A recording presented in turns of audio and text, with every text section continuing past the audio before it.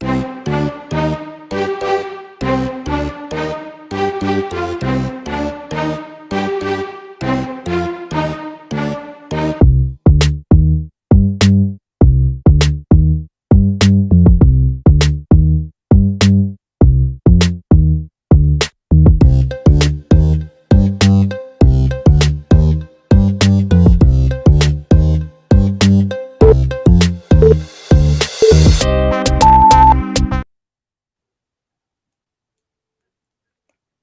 guys, what's going on? Welcome to another episode of El Mexican Soccer Podcast, episode 215 to be exact. I'm your host, Samara Perez, filling in for Hugo Bernal, who's not joining us today.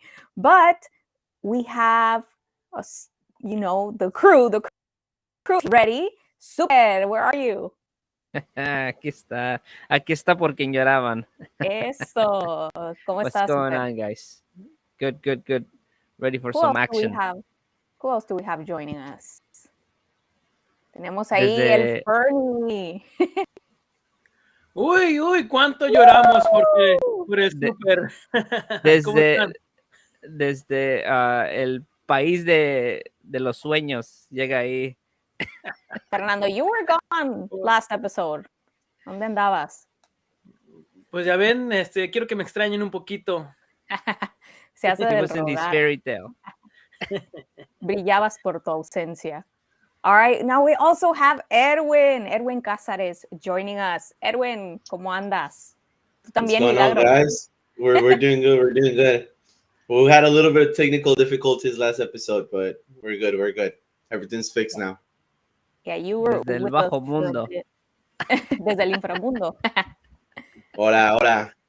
Guys, so pasaron noticias esperadas. We were hoping for these news, maybe not the coach we would have hoped for, but we have a head coach for the Mexican national soccer team, and we're here to talk about it. I want to hear everybody's point of view, and a lot of people were wanting to know also what we think. So I think it's going to be a great show today, but that's the news. So Friday, Diego Cocca was announced officially as the new head coach of la selección mexicana. Super. How are you feeling about this decision? Well, it's more of the same. La misma, dijeran en mi rancho, la misma burra, nada más que revolcada. A new group that takes, power of la selección mexicana, and of course they were gonna bring somebody that a su compadre.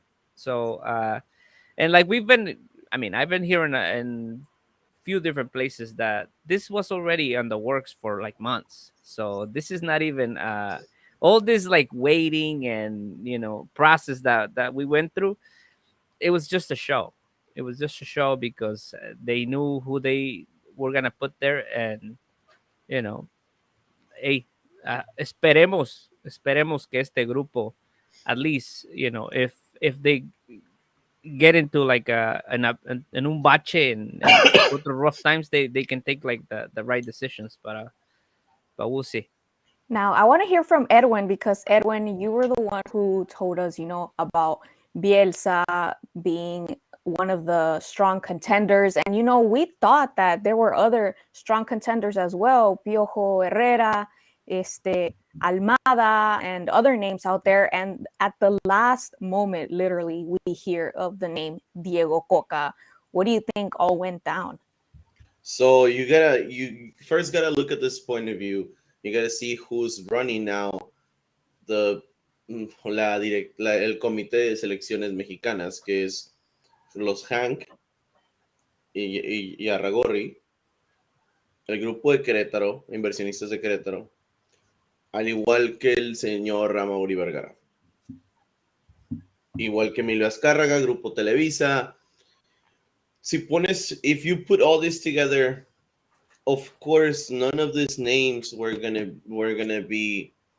They're gonna end up being a coach for the national team. At the end of the day, Almada, whether you want it or not, he was He was sacked from Santos in a bad way, se fue por la puerta de atrás y llega al grupo Pachuca, que es un grupo odiado por todos este otro grupo de inversionistas mexicanos.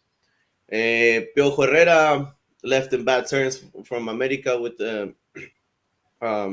Emilio Azcárraga en el grupo Televisa. Bielsa was not really el perfil que estaban buscando. They were kind of like off and on because he doesn't like to do all that marketing stuff and all the clause he put in his contract to be able to be the national team coach. I don't know, man. I think we just got full. Everyone in media, everyone in TV, everyone that dedicates their life to cover or to at least talk about this sport in the national team, the Mexican national team. We all got full, man. It's obvious, and it wasn't like if it was a surprise. It's not, because at the end of the day, Cocca was referred to go from Grupo Orlegui. They're the ones that put him there. They're their friends. It's their favorite. If you look at his press conference, he avoided every question that was asked about Chicharito, about like the new keeping the los jefes de vestidora, a los líderes de vestidora dentro de la selección mexicana.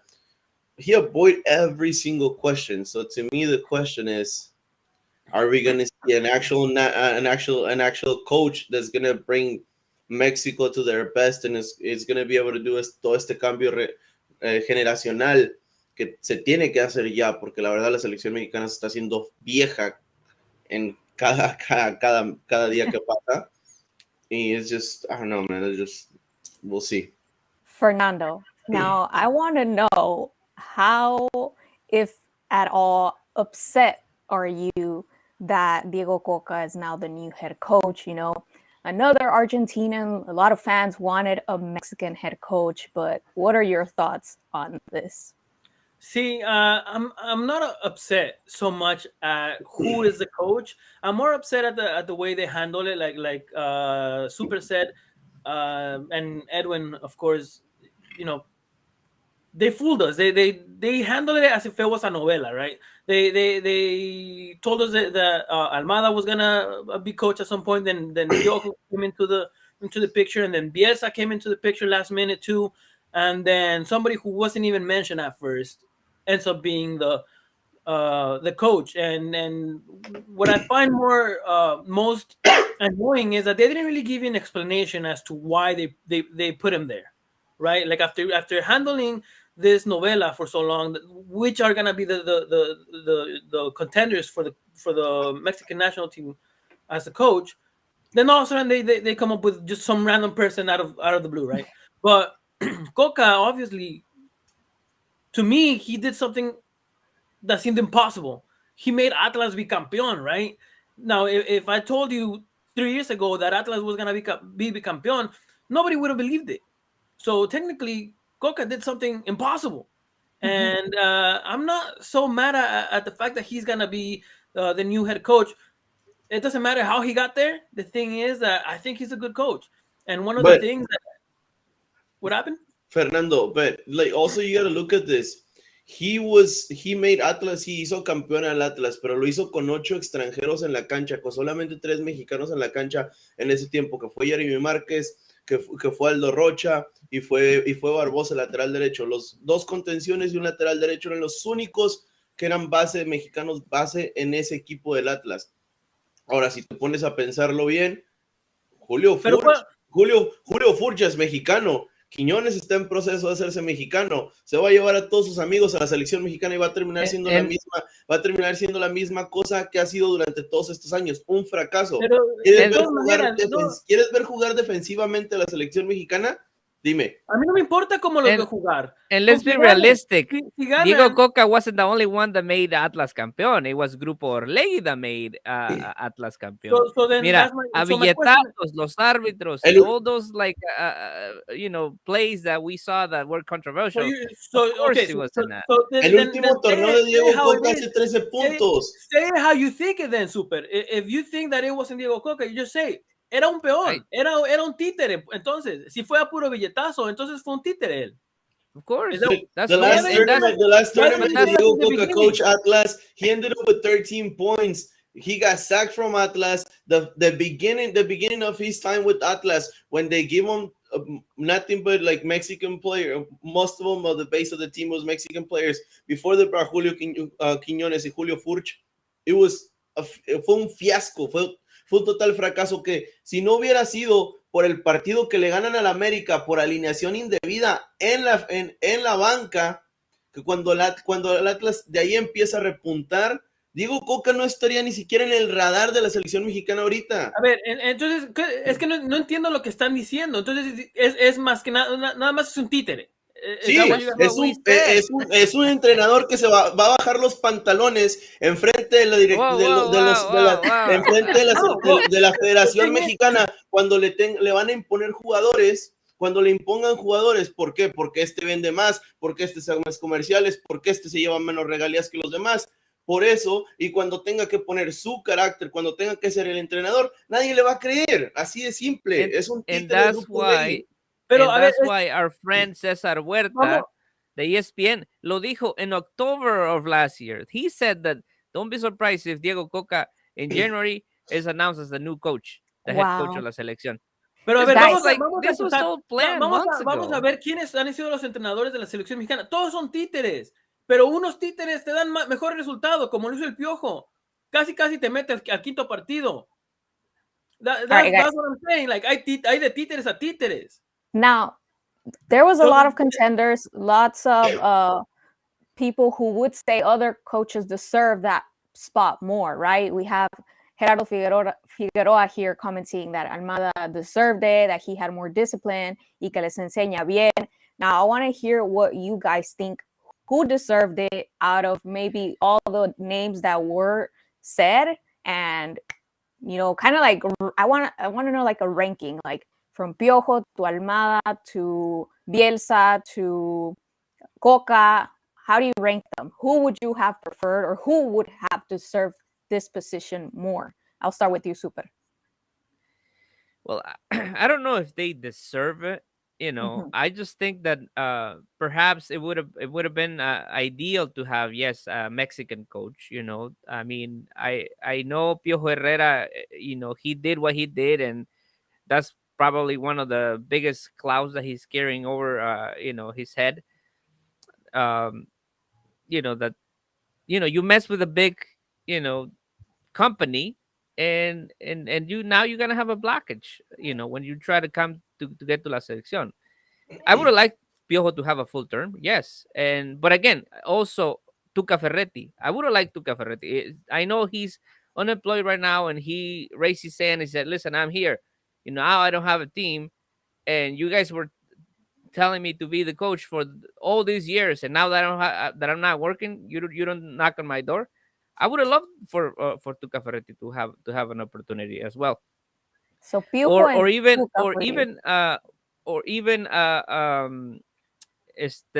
Nacho Ambriz. I mean, I know probably su estilo de juego is not the greatest, but I think he's done good things especially with Leon.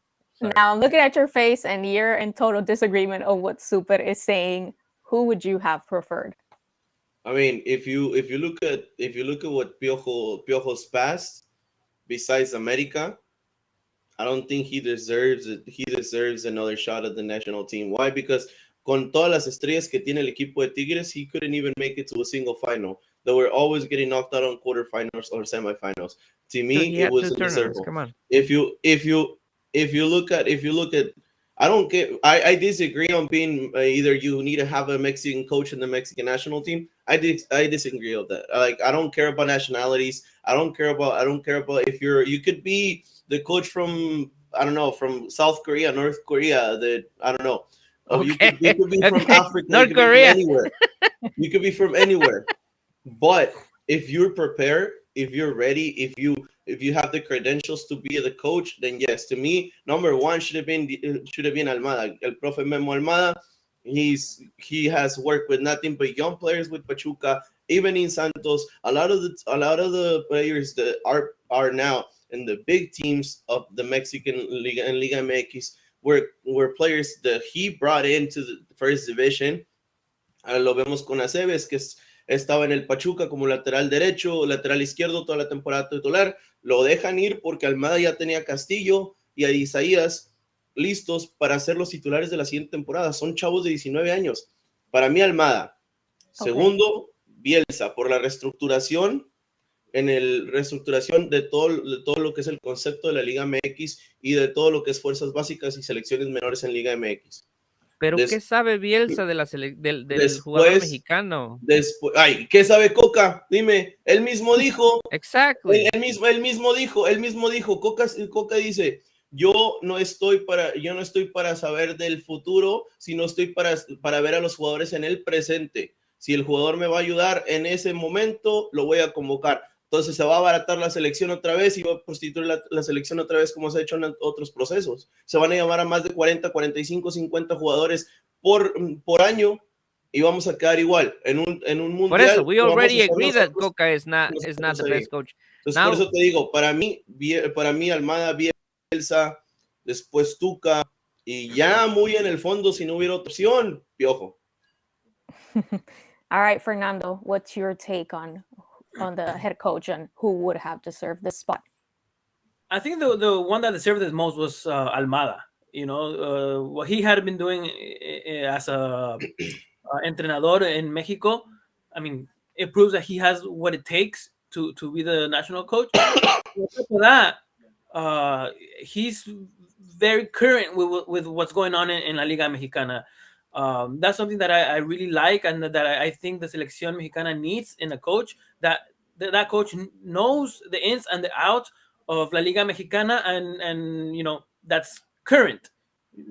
No te sirve nada saber de la Liga Mexicana en el 2005. And that's where my second point is going. My second coach would be Bielsa. He did coach America back in the day, but we're talking about more than 15 years ago. And I think that for Bielsa, in my opinion, it would be great if he could go coach a team in Mexico before going into La Selección Mexicana. And I mean, after him, I think it would be, well, Bielsa mostly because he has Premier League experience. I mean, he took Leeds United to first division. And then the third one would be El Piojo, just because of what he showed en la Selección Mexicana en el 2014. I think that's what we needed in Qatar. I was hoping that he would replace El Tata Martino, but that didn't happen. So, I mean, we were stuck with El Tata Martino. So those were my top three.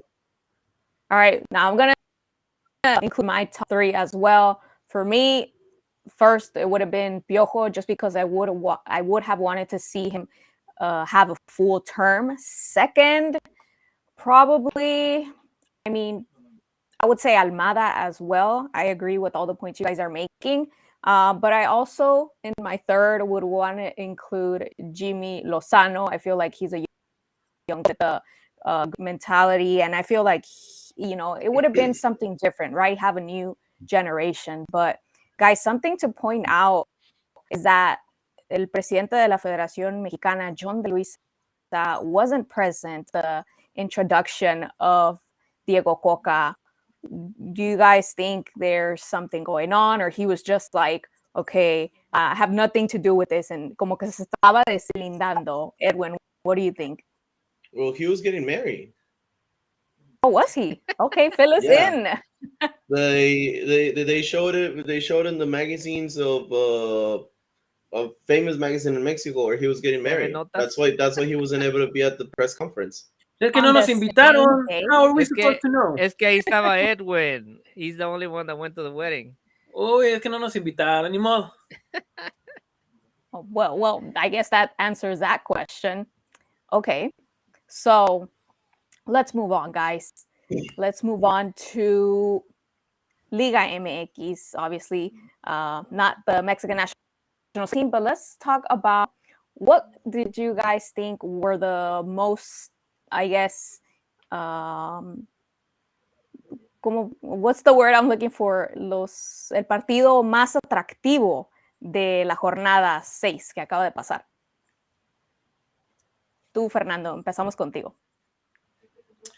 Well, I mean, Pumas Tigres, you know. I mean, it's a good game. It was a good game. No llores, and it was an exciting game.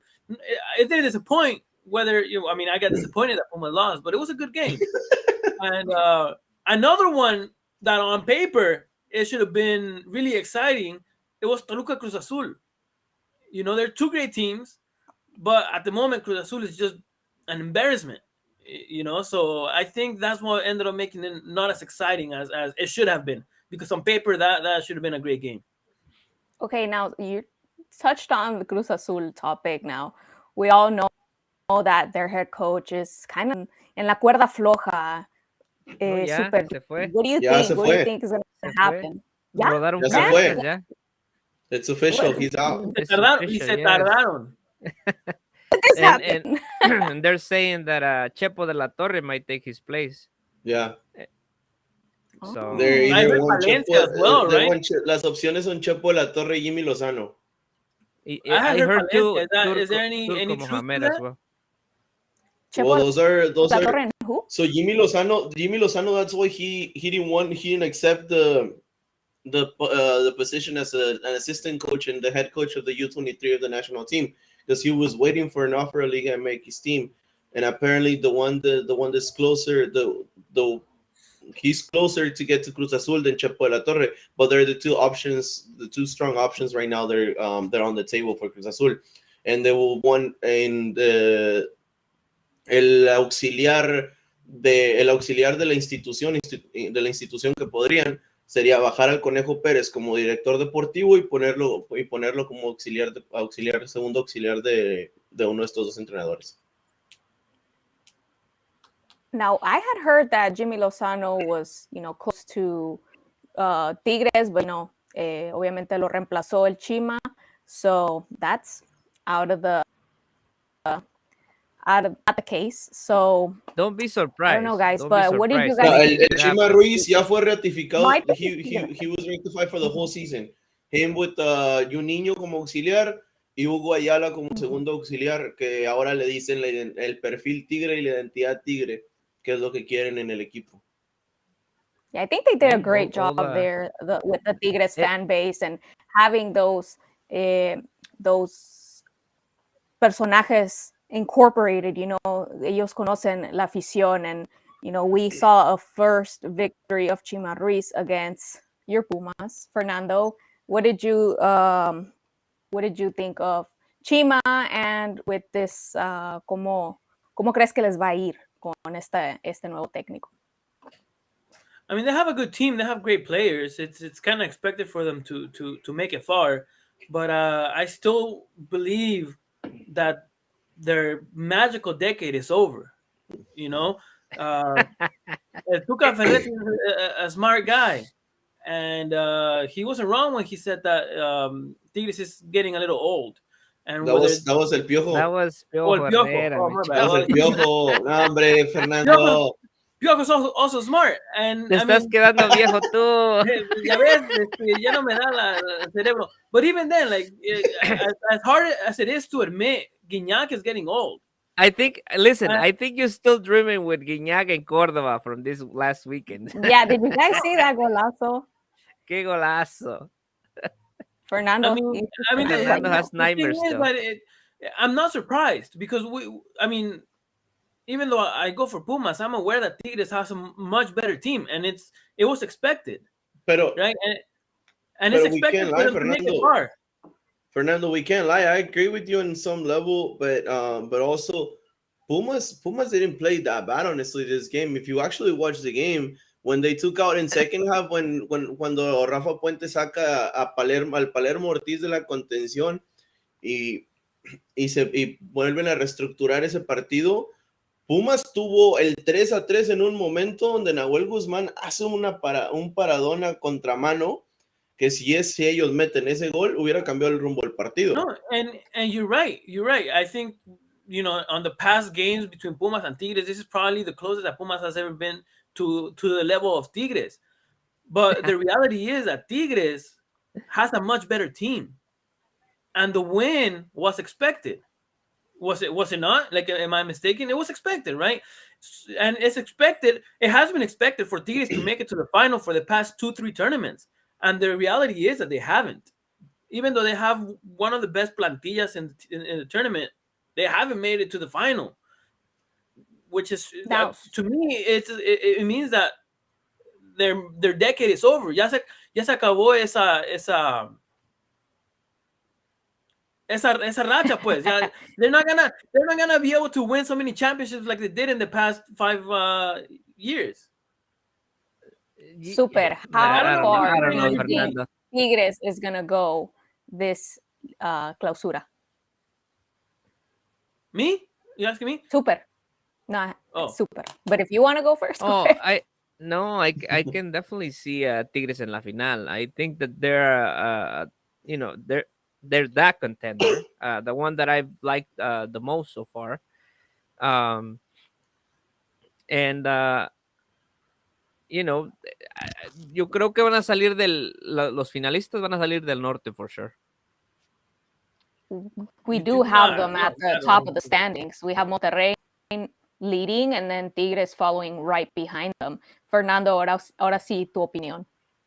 No, I think they're gonna make it to the semifinal. Se caen en la semifinal. They're going to choke in the semifinal What again. what we're used to in the past 2 years, 3 years. Edwin. For sure, they're solid candidates to make it to the final, but as always, I reserve my prediction. No le All right, guys. saque. Let's talk about another golazo. And yo sé que este partido les va a hablar de él. We El de have la defensa de Pachuca Pumas. against Chivas. No, that one's already on the side. Oh, okay. Okay. All right, Edwin, Le pegó de háblanos 3 dedos, ¿va, Super? de Yeah. Pachuca. Talk about Come on. Pachuca, their performance, and do you think it was deserved for them to tie against Chivas?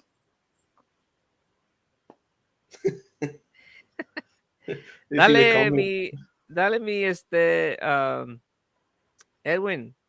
La verdad, te voy a Comment, ser Edwin. sincero, y yo creo que de los que somos aficionados y aparte nos dedicamos un poco a esto, soy un poco de los más neutrales. Para mí la victoria se le debió haber llevado a Chivas. La victoria se le debió haber llevado a Chivas en ese partido. Pachuca dejó mucho que decir en la parte baja, como siempre la media cancha y la ofensiva dio su parte buena, pero back in the defense, it was an issue. It was an issue. We struggle on the right side of the defense where Kevin Alvarez is usually there, but he wasn't there this time because of his stomach virus. I think for me, this game specifically, we struggle a lot, and if it wasn't because of Ustari or if it wasn't because of the post, Chivas should have taken the victory this game. But it was a good game. Honestly, it was a really good game. For me, este fue el partido de la jornada. Okay, super. Yeah, for Do you sure. agree? I think that no, yeah, I agree with him. I think that Chivas, we know that they play better when they go on the road. So I was definitely expecting them to take the 3 points with this, especially because Pachuca had a few, not just that one absence, but they had multiple, right, Edwin? Yeah. So Yeah, it was a couple. It was a couple of posts and then a good 3 saves from Ustari. yeah, so I mean, they in my opinion, I think taking a point from the current champions, I think that's a plus. So I think that they didn't no decepcionaron. Pero oye, it's super. Hablando de Chivas, and I'm sorry that I interrupt you, Samara. No, go ahead. They're the best away team right now. 8 points out of 9, Chivas. Yeah, But they're also they the suck at worst. home. But they're also the worst local team. Yes, 1 point of all the possibles. and that's what we've been like making fun of them every week. Yeah, that's what the head coach was saying in press conference. He was like, "Oh, we're a good team." Wait. Like, come on. But that's not something new. This Guys, has let's talk been about ever since they started playing at Akron. It's just never been it's almost like they're cursed at tienen home. ahí They Yeah, need to go es la back to culpa, Jalisco. es la They need to una go culpa back del to porquería. estadio, ¿Alguien Jalisco. les Fer. puso una Vamos a gallina o echarle la what? culpa al estadio. Yeah, como la del azul. Se me hace que es la brujería del azul. Es El estadio la misma azul. maldición. Yeah. Guys, Van a traer la let's maldición del Atlas. let's move on to talk about how they struggled against Necaxa.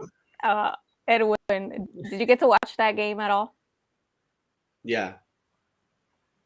Why are you Creo laughing, que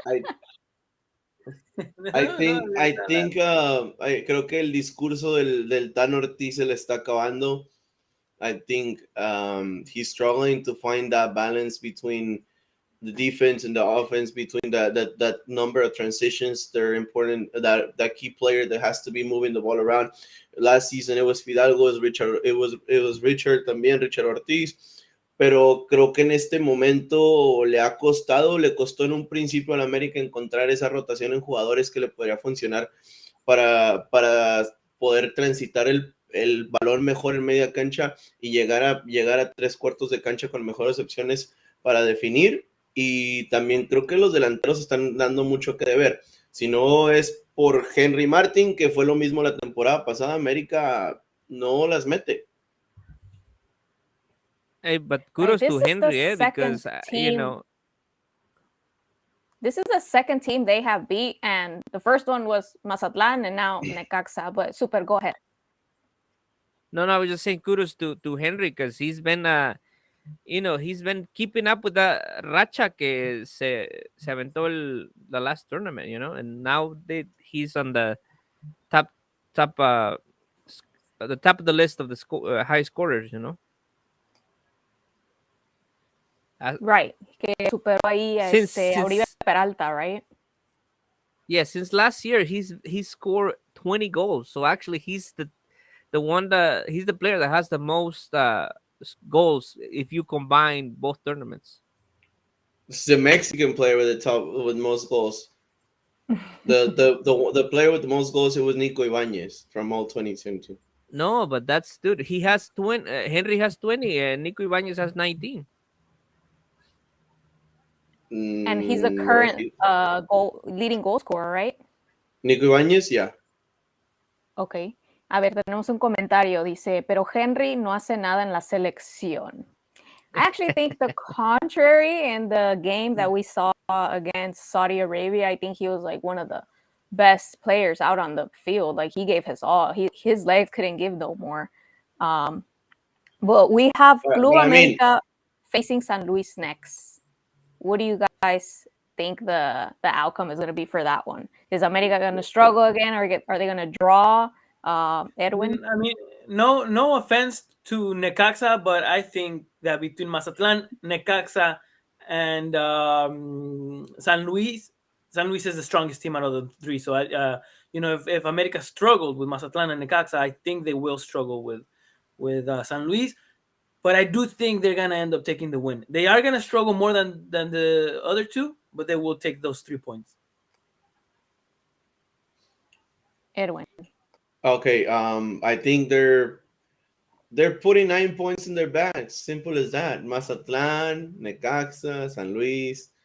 These are jornadas where they probably thought America was gonna struggle a little bit. They needed that extra push on points, and they're putting esos 3 planes ahí para que puedan comer bien. Y se les va a complicar un poco más la temporada after that. They have Tijuana, Atlas, Chuca, Tigres. Now, creo que hasta la jornada, hasta que lleguen a Pachuca es cuando el América vamos a empezarlo en realidad a ver sufrir, a ver de lo que está hecho, porque si tú pones a Tijuana, San Luis, Mazatlán, Necaxa, todos esos equipos, that's la like verdad, they're easy.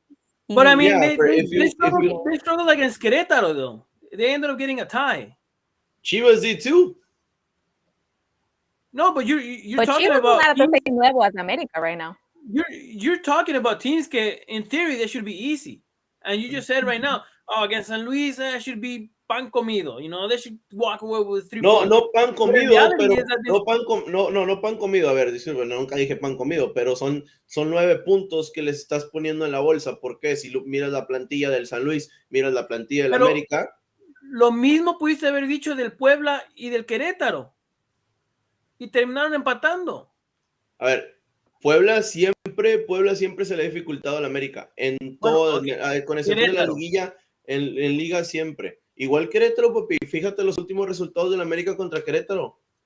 Y entonces, ¿el San Luis no se te hace equipo que le va a dar pelea al América? ¿Has visto los últimos juegos del San Luis? Esto no importa el historial que tenga con América. No, ¿has visto los últimos juegos del San Luis? No dije contra el América. Bueno, ¿Has visto los últimos juegos contra el del San Luis? ¿En qué posición va? Más arriba que el Puebla y que el Querétaro, ¿no es así? Pero te estoy preguntando, ¿has visto los últimos juegos del San Luis? Sí, sí los he visto. ¿Sí? Entonces no me dejarás mentir que en la parte baja hay un gran desorden y que los únicos que están teniendo al San Luis a flote con esos puntos son Vitiño, que es el chavito brasileño que traen volante por lateral izquierdo, y el delantero. Es lo único. Yo no te estoy diciendo que se están encajando. Entonces, para mí, creo que para mí mejor. Para mí creo que sí, la América va a tener la oportunidad de llevarse esos 3 puntos. Así de simple. Pues claro que sí, yo también te estoy diciendo que va a ganar al América, pero tú lo haces ver como si fuera muy fácil. Y no lo va a hacer. Y si se desconcentra el América, puede terminar sufriendo. A ver, niñas, por favor. I'm gonna burst your bubble here.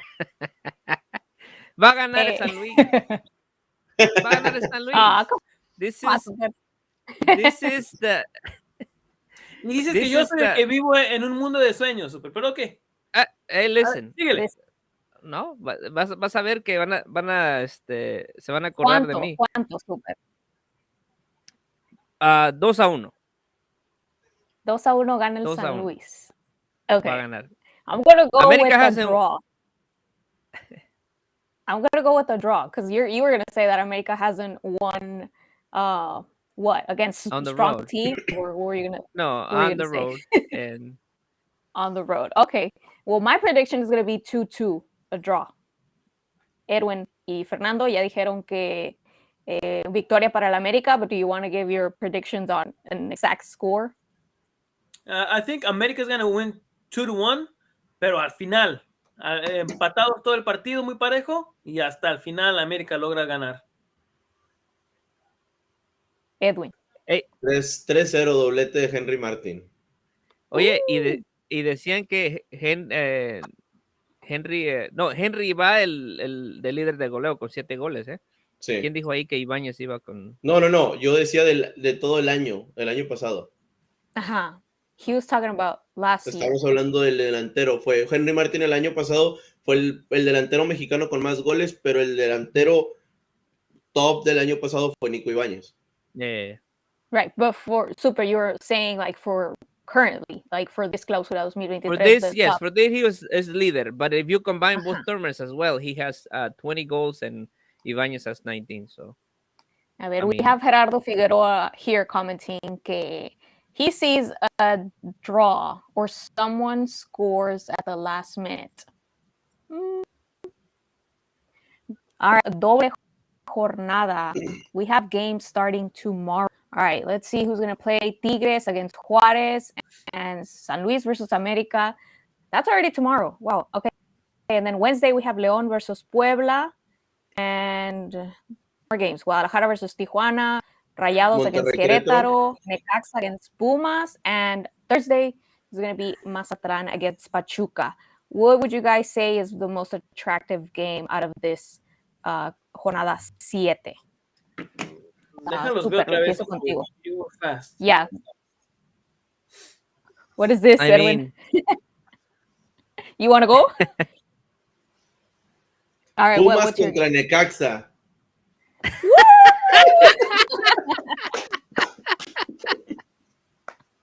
No. Hey, He's trolling on us. He's trolling on us, Fernando.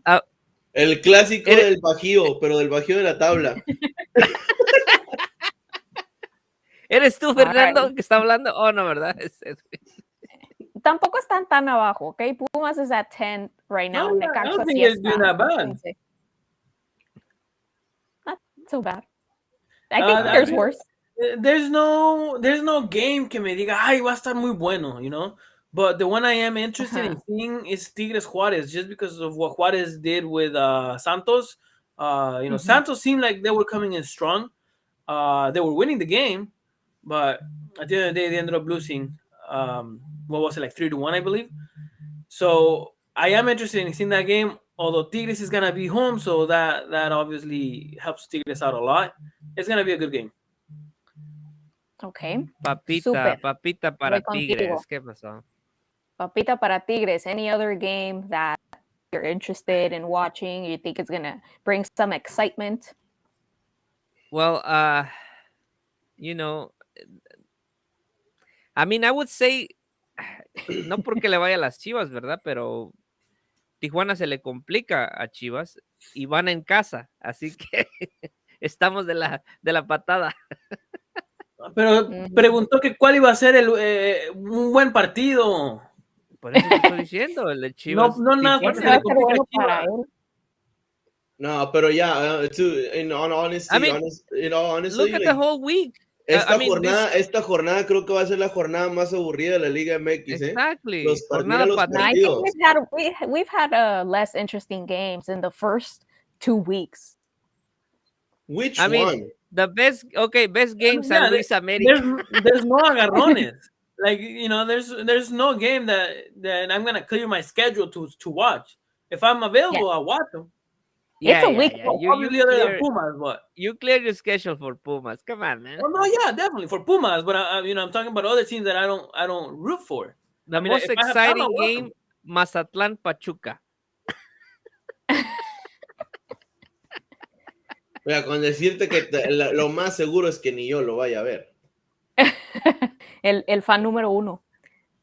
We have Don Flamingo. Va a estar enfrente de la televisión. ¿Para qué mientes? He's gonna be glued to the TV. That's right. Don Flamingo dice, I'm gonna be working, sir, so I won't be able dice, to. por esa razón es que esta jornada es entre semana.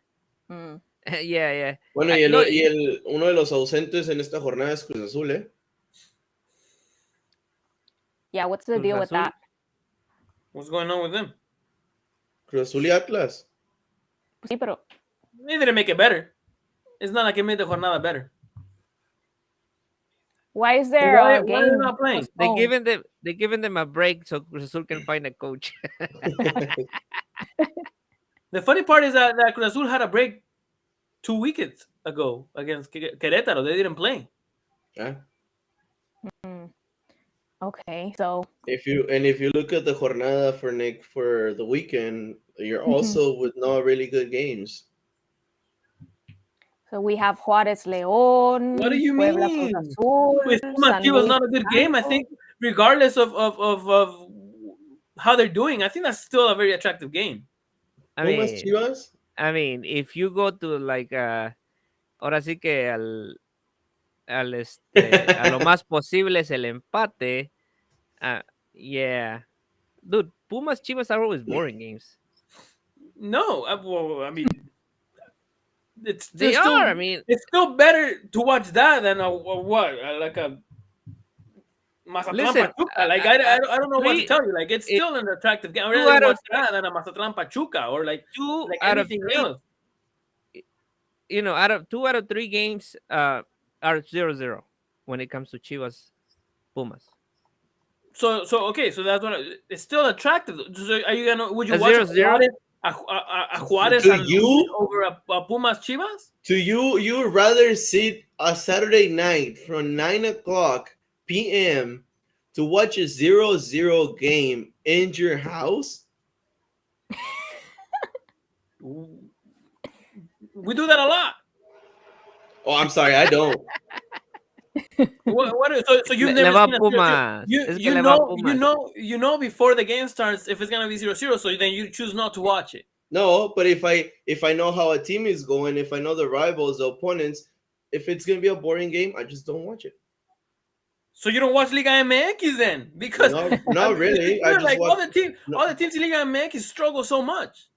If you go from top one to fifth, they're always good games. So then if Pachuca's in like 10th place, which they have been, you don't watch it. Honestly, no. I really doubt it. I honestly really doubt it, because when you talk to us, you talk about, have you seen San Luis play? Have you seen how San Luis is playing Yes, lately?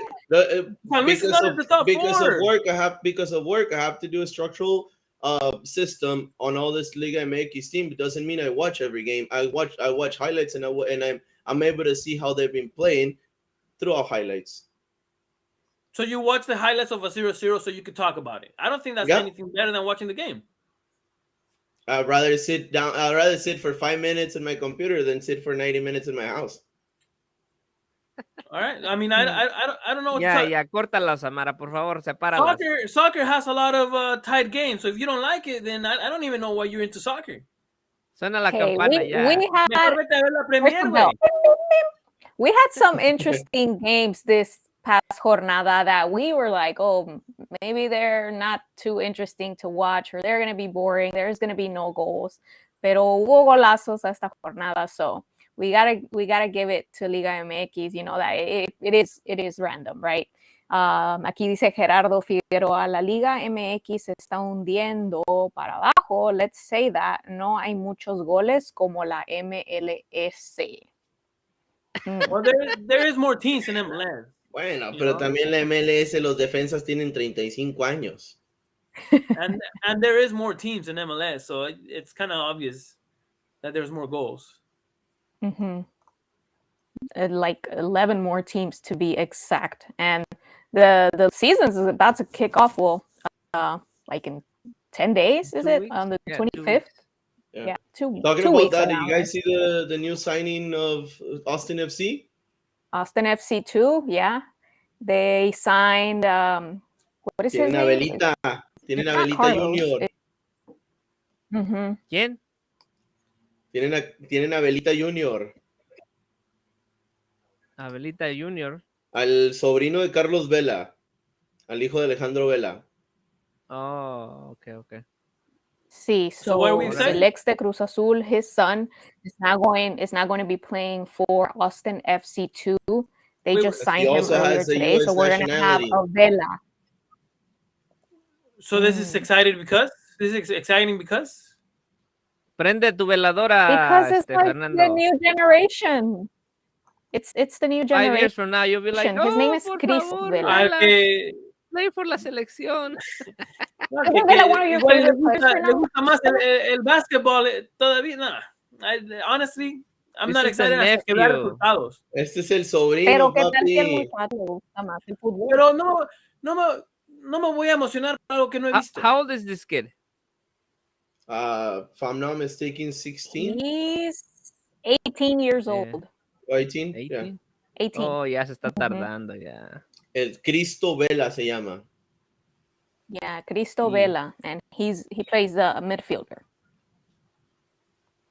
O sea, Viene nos emocionamos de nada más por el apellido. Nos Cancún emocionamos FC. nada más por un apellido que tiene. Ya te Oye, veré, papi. Fernando. Ya te veré prendiéndole la veladora ahí, para que juegue por la selección. Hey, we might be talking about him sooner than later. You know, maybe USMNT decides to grab him before la selección mexicana does. So, who knows? We'll keep it under the radar. And is that for the MLS That's X for Pro? MLS Next Pro. Yes. Next Next Pro, Pro. yeah. So you're gonna be interviewing him soon, Samara. Yeah, we're gonna be talking to him. So a ver qué nos dice. We'll have all the scoop and see if he likes basketball or what sports he likes more. But hopefully it's soccer, soccer more than Make sure you his ask him tío that. Carlos Vela. Guys, A ver, I'm sorry, Uh-huh. Samara. I was gonna say, Yeah, no, I was gonna read some comments. I really want to know the opinion of someone that loves this player, of what happened this week or today actually. Fernando, ¿qué piensas de la suplencia de Guillermo Ochoa hoy en el Salernitana?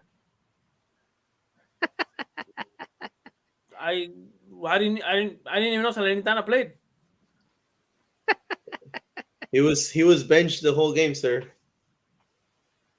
Well, ¿Qué he's a quieres, qué quieres goalkeeper. que Way. te If he diga? comes on the bench, he's not gonna he's not gonna be a substitute. Because I don't know why you say I love Ochoa. Like, he's a good goalie. He plays good. That doesn't mean I'm gonna follow him every game that he does.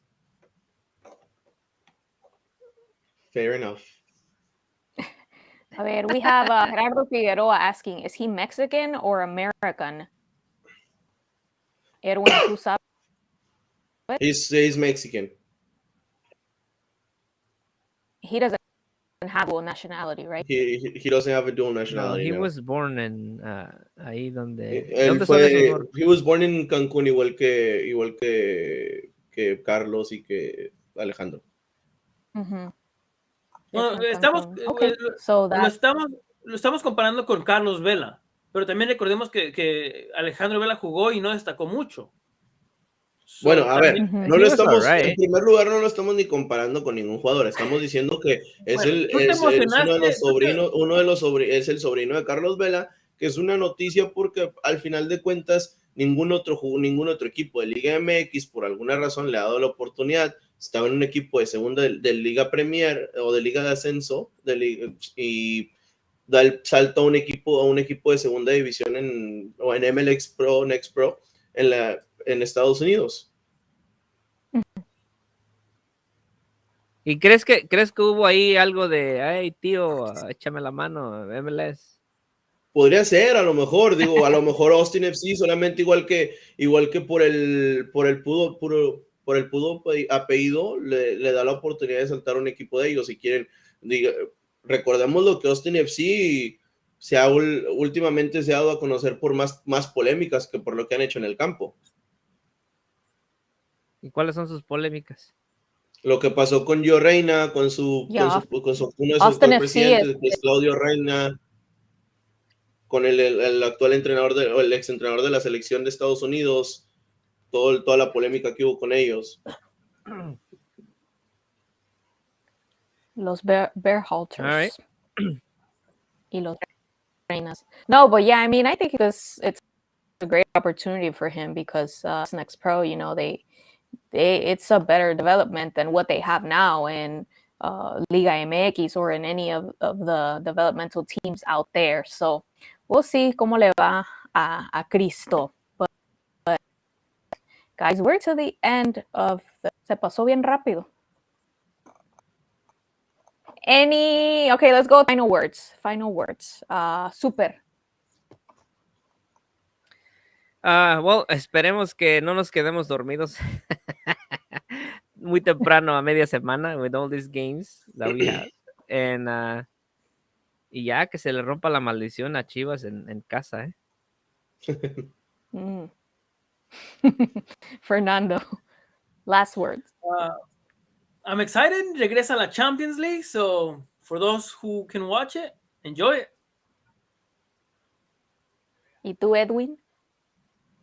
Nada, feliz de estar con ustedes otra vez. Cuídense mucho, saludos ahí en casita y estaremos trabajando duro entre semana, tratando no de dormirnos con la Liga MX y siguiendo el PSG contra el Bayern el día de mañana, que ese sí va a ser un buen partido. So next show, we're going to have lots and lots to talk about with these doble jornadas. And we'll see what else happens in the Liga MX. But guys, follow us on all social media platforms. We're on Twitch, Twitter, iba a decir MySpace,